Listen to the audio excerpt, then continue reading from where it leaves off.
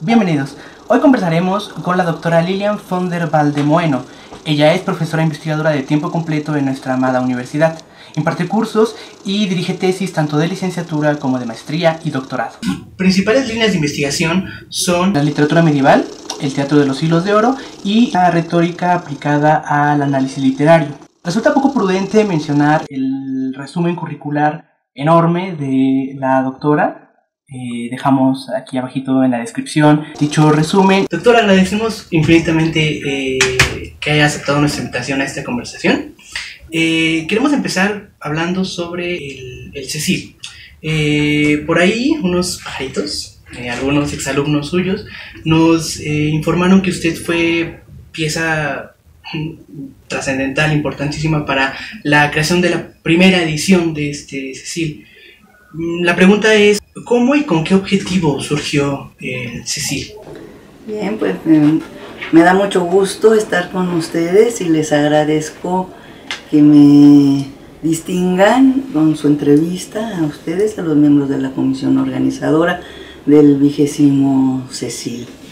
Y sí, pues ya hace muchos años mi interés era que se fueran profesionalizando, quizá porque me llegan alumnos muy jóvenes que salen del tronco común o lo están cursando y todavía parece que siguen en prepa. Entonces, pues un elemento de profesionalizarlos es enseñarlos a buscar bibliografía y que se vayan fogueando. Y qué mejor manera que foguearse que en un congreso. Y en un congreso amplio donde se midan con otros compañeros de otras instituciones y que los vaya preparando pues para que tomen en serio su profesión, porque eso lo van a hacer toda la vida los que se dediquen a la investigación. Y si no, pues para los que se van a dedicar a la sola docencia, a buscar su información, a tener su propia perspectiva y que no parezcan repetidores de lo que otros dicen, sino comenzar a investigar. Y pues sí, hace más de 20 años yo siempre decía, y alguien me tomó la palabra, un grupo de estudiantes, los recuerdo como unos estudiantes excelentes y que pusieron pues todas las bases de lo que ha sido el CECIL, que ya cumple 20 años.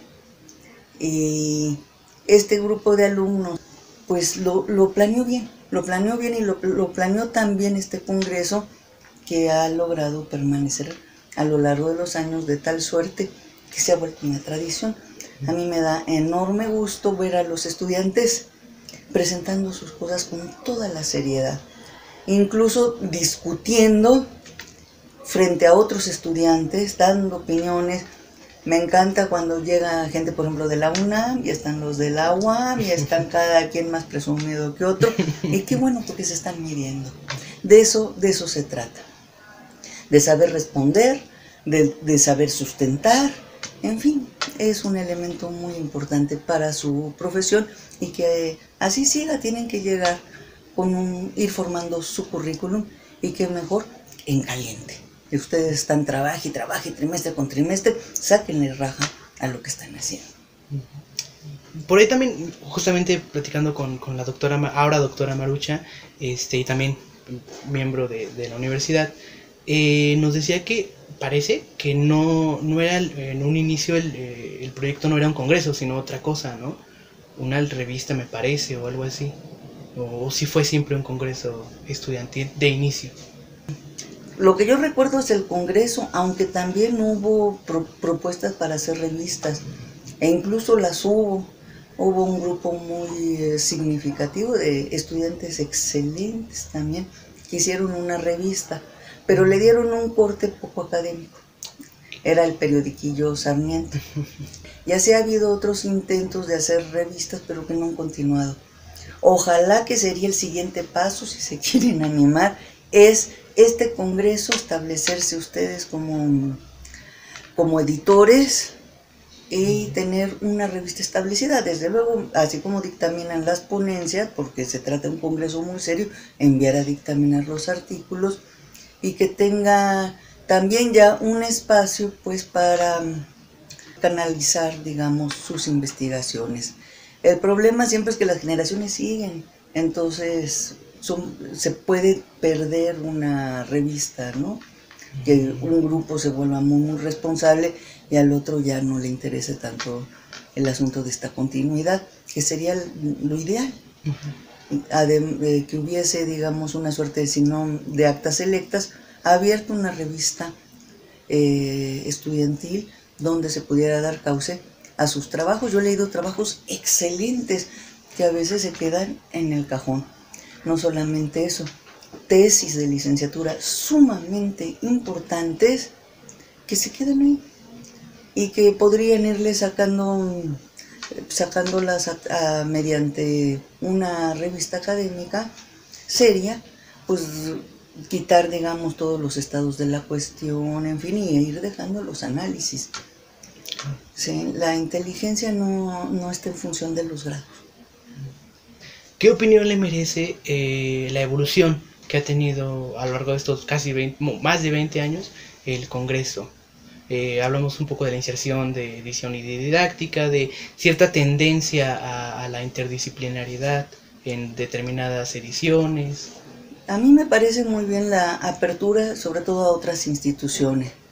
En cuanto a la interdisciplinariedad, siempre y cuando que el eje sea la literatura, porque si no se puede perder en algo así como estudios culturales, y qué sentido tiene hacer un congreso de su disciplina si la van a abrir tanto.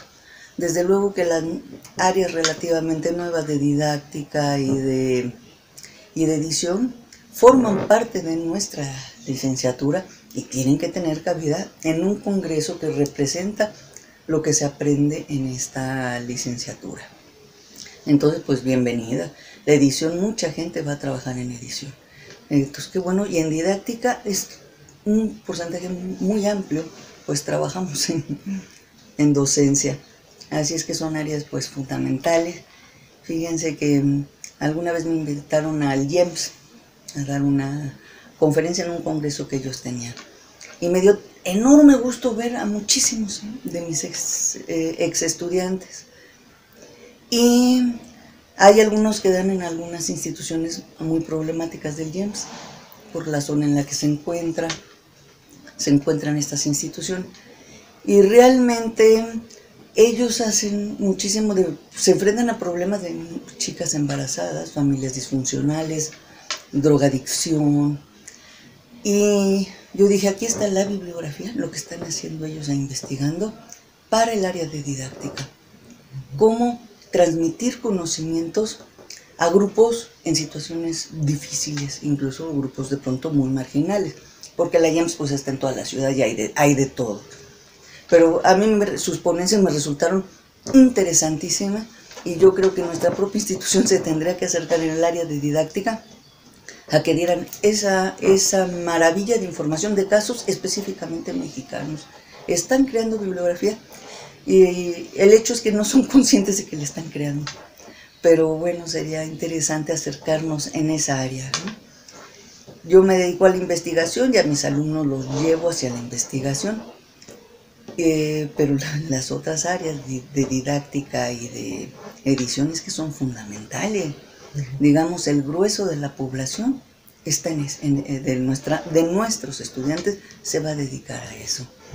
Entonces, pues qué bueno que tengan cabida. He leído, por ejemplo, ediciones pésimas, o lo que me han hecho a mí en ediciones. Entonces, tener esa conciencia de lo que es la importancia de una muy buena edición. No solamente en los criterios ecdóticos, sino también en la impresión. No puede haber, digamos, en un romancero, si van a cerrar la cesura, pues es un grave error que un buen editor va a decir, acá se tiene que mantener una cesura, se tiene que marcar porque es una pausa. En teatro áureo, pues el verso puede estar incluso a 3 voces, se tiene que marcar. En una reciente edición, ponían, digamos, el nombre, la didascalia de la voz, metida al verso, se perdía la estructura del verso. La calidad de la propia edición está en función de gente especializada, que van a ser los que se especializan en la edición de textos. Bueno, ya ahora con las preguntas relacionadas concretamente al tema de esta edición de nuestro congreso, ¿a usted le ha dado tratamiento a lo largo de su carrera académica a la construcción de lo femenino por parte de escritores, ¿no? Que es básicamente, pues, en sus líneas de investigación no hay muchas, de pronto, escritoras. ¿Podría mencionarnos alguno de los recursos, ya sea retóricos o descriptivos, que los autores emplean para justamente caracterizar al personaje femenino? O, bueno, ¿podría mencionarnos un poco? Bueno, en cuanto a recursos son enormes, pero pondré... Y es que algunos son excelentes. Puedes odiar al autor y sin embargo admirar su capacidad. Pienso, por ejemplo, en Martínez de Toledo, el arcipreste de Talavera, que tiene diálogo implícito, que tiene recursos de caracterización magnífico, exageraciones, en fin, pero en función de qué, del denuesto femenino. Eso es muy efectivo. Pero digamos, hay varios recursos en cuanto, no solamente estructurales, sino semánticos. Después de, digamos, siglos XIV y XV, están llenos de tratados misóginos, que también tendrán su explicación y sus porqués. Y hubo respuestas femeninas o feministas o profemeninas en voces masculinas. Muchos de los tratados en respuesta en favor de las mujeres son absolutamente tramposos. Porque una cosa es que te digan que las mujeres somos larva del infierno, incluso hasta asesinas, porque los tratados de misóginos pueden ser terribles, chismosas, feas, sucias, todos los defectos desde luego, y esto apoyado por la medicina coetánea, mentalmente inferiores a los hombres, muy sexuales, lo que justifica el control femenino. Bien, somos lo peor. Cuando llegan autores que te dicen, no, la mujer es buena por naturaleza, es discreta, no somos chismosas, somos discretas, somos honestas, no que somos fundamentalmente sexuales. Entonces, por el lado positivo, yo siento que hay mayor efectividad en cuanto al control de la mujer. Si somos bien buenas, pues nos tenemos que portar bien. También son peligrosísimos y son elementos patriarcales, que muestran mucho los intereses de un mundo patriarcal. ¿Qué sucede? Hay, digamos, perspectivas masculinas mucho más favorecedoras de la mujer, que son de hombres de la corte, digamos. Algunos escritores de novela sentimental, concretamente Rodríguez del Padrón, que llega a decir, y es un hombre, que la mujer es más inteligente que el hombre. Es una exageración, digamos, ninguna feminista actual se atreve a decir eso. Se pide equidad, en fin. Estos defensores de la mujer lo han hecho, ¿no? Y son amantes de corte, son poetas, son también los que guardan una distancia con la alta nobleza. Muchos no son hombres de iglesia, no tienen línea, tienen una visión pesimista del mundo, pero se erigen en defensores reales de la mujer, o por lo menos notan las manipulaciones.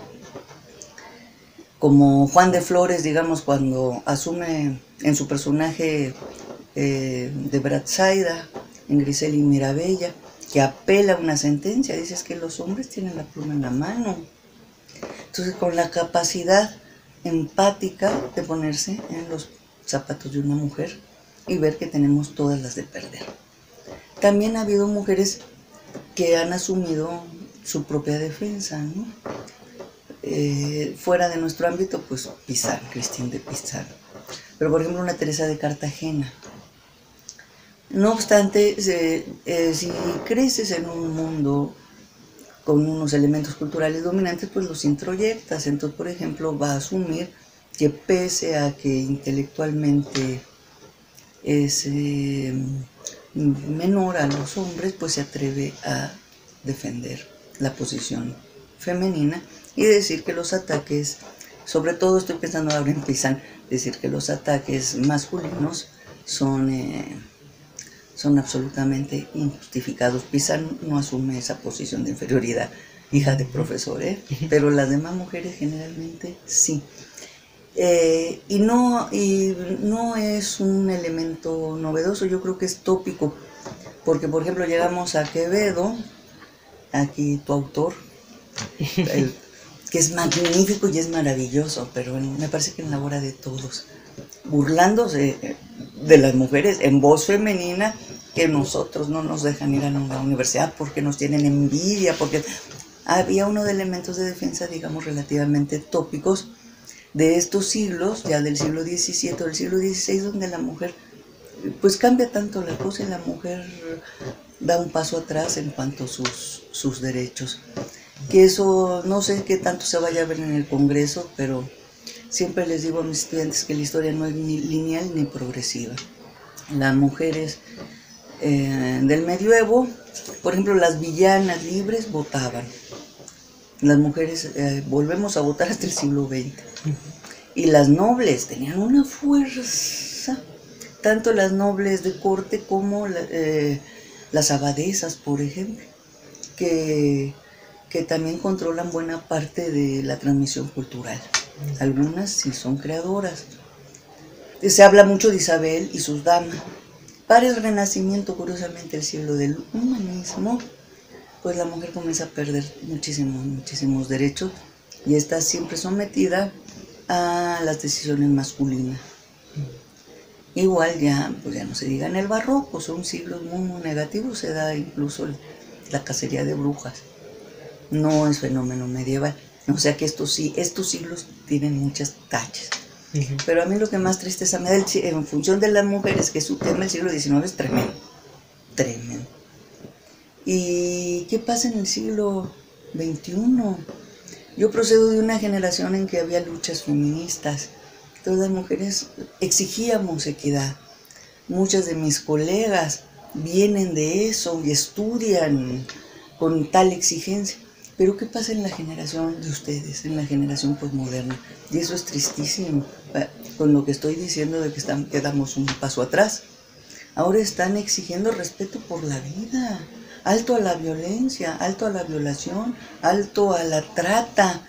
Entonces para mí representa un golpe terrible en función de la mujer. ¿A dónde hemos llegado?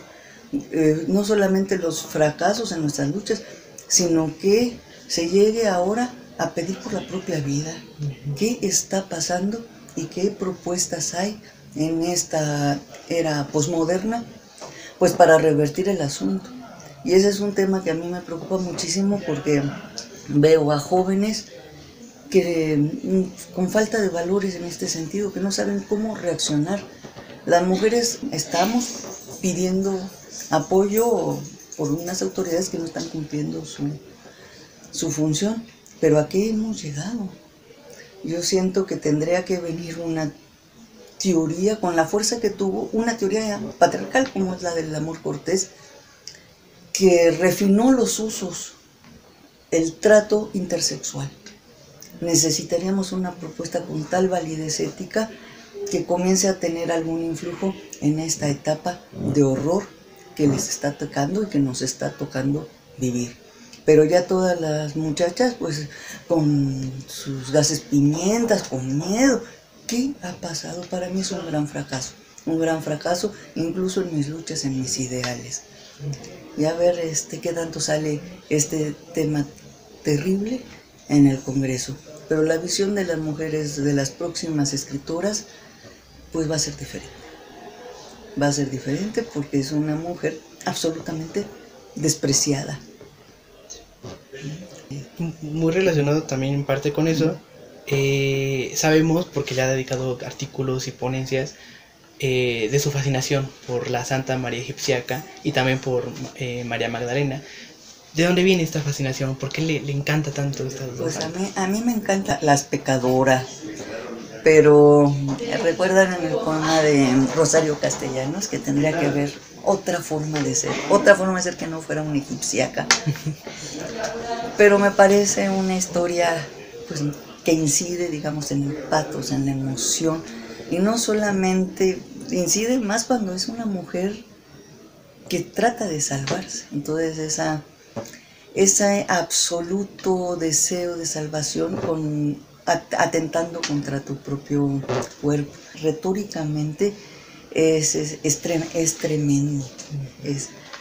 Pero bueno, me encanta una mujer que es capaz de darle vuelo a la hilacha y renunciar a todo.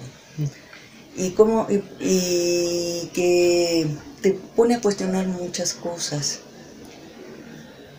No es un atentado contra el neoplatonismo, que puede verse así porque lo bello bueno, cuando ella es espantosa, es cuando ya está en camino de santidad, ¿no? Mientras que es bellísima, es una mujer muy lúbrica. Pero bueno, se decía en la Edad Media que Dios tiene sus caminos y los monstruos tienen sus porqués. Y este es un camino de redención sumamente interesante. Se cruza con la leyenda, la leyenda de la Magdalena, que está tan difícil, se ve también influida por la de Egipciaca. Y a mí también, imagínense la Magdalena, esa inventada, que ya no está probada canónicamente, que tiene un flujo de 4 personajes bíblicos. Pero esa prostituta es la que nos puede, que no nos la quiten, esa prostituta que ama, nadie va a amar más a Cristo, a excepción de su madre, que Magdalena. Y Magdalena, pues cuando abandona todo, siendo una mujer rica y bellísima, y entonces tienen elementos que nos llevan, así como la egipciaca que está pisando las raíces, cortándose los pies, pues también está cuando se despoja, cuando limpia la unción, limpia los pies de Cristo con su propio cabello y sus lágrimas.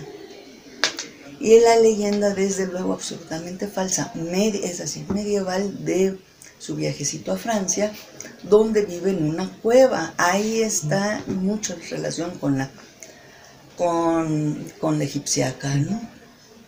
En el apartamiento del mundo y en penitencia. Y son horrorosas una y otras físicamente. ¿Qué pasa con la historia? Para el siglo XVI y para los XVII, la egipciaca pierde todo su cabello, toda su bestialidad, su elemento bestial, y Magdalena también está llena de vello, entonces, y se vuelve una anciana fea. En México tenemos en el centro una de las más maravillosas representaciones de egipciaca. A mí me encanta porque es una mujer horrible, delgadísima. Esa es una santa. No las clásicas santas que vemos, que son bellas, porque lo bello atrae, se rechaza lo otro. Pero Magdalena lleva el camino contrario. Magdalena se convirtió en la mujer sexy. Entonces sí. Lo que se explota pues son los senos al aire, esa belleza tremenda, y con ese sufrimiento y desnudez. Todas las Magdalenas de los siglos áureos son bellísimas. Pero las medievales, las dos tienen elementos de bestialización, haciendo el gran contraste porque no son ningunas mujeres salvajes. Son mujeres que son santas, ¿no? Que se van a ir al cielo, como la llevan los ángeles a Magdalena cada semana. A la egipciaca suben los ángeles a llevarla al lado de Cristo. Son leyendas hermosísimas que tienen muchos tratamientos literarios. En la egipciaca, pues desde luego el más conocido, la versión hispánica del poema de la vida de María Egipciaca, que es enorme. Pero hay muchos otros, hay sermones y falta mucho por investigar. Magdalena tiene muchas, hay obras de teatro, hay una novohispana que no ha sido más que estudiada por su editor, Alejandro Arteaga. Pero en fin, hay mucho por hacer en estas obras que representan estas leyendas impresionantes de mujeres actuantes y que se santifican. Ese es el ideal de la mujer, pues tampoco. Lo que pasa es que son obras que nos llegan muchísimo, pero por la capacidad de sacrificio. de cambiar su propia vida y rescatarse para una vida mejor, que será en otro mundo. Todas también pues alejadas de los temas propiamente feministas. Pero bueno, es una de las ofertas culturales del mundo patriarcal que ha podido muchísimo en la historia de la humanidad, sobre todo Magdalena. Magdalena, porque la han asociado con este carácter erótico y ese enorme amor hacia Jesús. Y también se dice que Jesús no amó a otra mujer como a Magdalena, aparte de la madre, que la madre se pinta aparte y tiene otra historia. Las mujeres también somos hijas de Eva o de María, ¿no? Y está en absoluto contraste, la que nos lleva a la perdición y la que nos lleva a la salvación, tópico que se explotó también muchísimo literariamente y culturalmente. En fin, los temas son muy ricos, no solamente en las áreas que yo me dedico, sino pues, posteriormente la cantidad de elementos de determinación, de conceptuación de lo femenino. Entonces yo les auguro que su congreso va a ser a todo dar. Pues con eso daríamos fin a esta conversación. Que si nos podría recomendar 3 obritas, ya sea de escritoras o en las que los personajes femeninos tengan relevancia o peculiar relevancia para usted, que le llame la atención. Bueno, de mi siglo sería La Celestina, con mujeres tremendas, y mujeres significativas en el sentido positivo, en el sentido negativo, en el sentido amoroso. Una Melibea, cuando el amor cortés se cambia y se ve el elemento sexual pasional, tache para un moralista como el autor implícito de esa obra, pero que nos encanta. Seré tu esclava, llévame donde quieras. Entonces esa sería una de las obras de mujeres importantes, que yo recomendaría. Y posteriores no manejo tantas, pero desde luego a mí me encanta Rosario Castellanos, que ya la mencioné, que era el tema de una de las personas, de una de sus profesoras más significativas. Para mí la mejor especialista en castellanos, que fue mi gran amiga, porque lo fue, Aralia López. Y desde luego, no en el mundo hispánico, pero sí como un elemento de visión femenina fundamental y no literario para entender, está la Simone de Beauvoir. Yo creo que cualquiera tendría, que va a comenzar el estudio de la mujer, pues a leerla, ¿no? Serían las 3, y yo sé que estoy discriminando a enorme cantidad de mujeres. Agradecemos profundamente, es como siempre un agasajo conversar con esta brillante investigadora. Pues yo les reitero mi agradecimiento porque se hayan acercado a mí, y me da enorme gusto estos estudiantes, que los conozco personalmente, que sé de su capacidad y de que en un mundo tan descompuesto como el que hace rato hablé, pues estudiantes con el perfil de ustedes pues siempre abren una puerta a la esperanza, y de que entre tanto horror siempre habrá gente que haga cosas. Muchas gracias. Gracias.